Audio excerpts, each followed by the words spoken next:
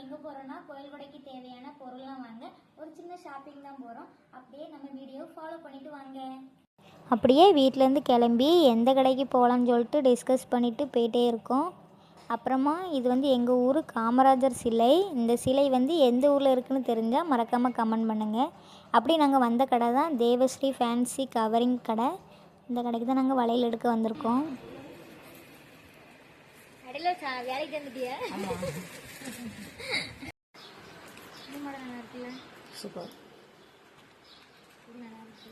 இது ஃபுல்லாக இப்போ த்ரெட்டிங் ஒர்க்குன்னு வளையல் ஃபுல்லாகவே த்ரெட்டிங். ஆனால் என்ன என் கையோட பெருசு சுத்தோண்டு கையை வச்சு எது கரெக்டாக இருக்கும்? இல்லை 2.2 தான் கரெக்டாக இருக்கும் நினைக்கிறேன். இதில் 2.4 இருக்கு, 6 இருக்கு.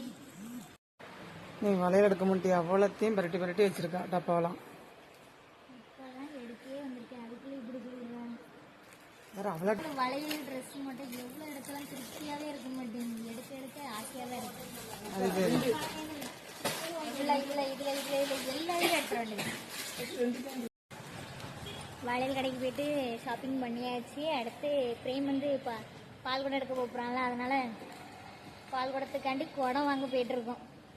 பாத்திர கடைக்கு போயிட்டுருக்கோம்.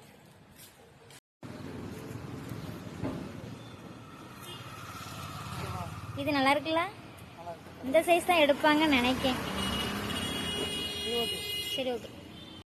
டைம் ஆயிடுச்சு. அப்படியே தம்பியை ஸ்கூல்லேருந்து கூப்பிட போனோம். தம்பி ஸ்கூல்லேருந்து கூப்பிட்டுட்டு நேராக பஸ் ஸ்டாண்டுக்கு வந்துட்டோம். எதுக்குன்னா ஜூஸ் குடிக்க தான். அப்படியே வெயிலுக்கு எதமா அவங்க 2 பேரும் லெமன் குடித்தாங்க. எனக்கு பாதாம்பால் தான் பிடிக்கும். நான் பாதாம்பால் வாங்கி குடிச்சிட்டு அப்படியே வீட்டுக்கு கிளம்பியாச்சு. இதோட ஷாப்பிங் முடிஞ்சு.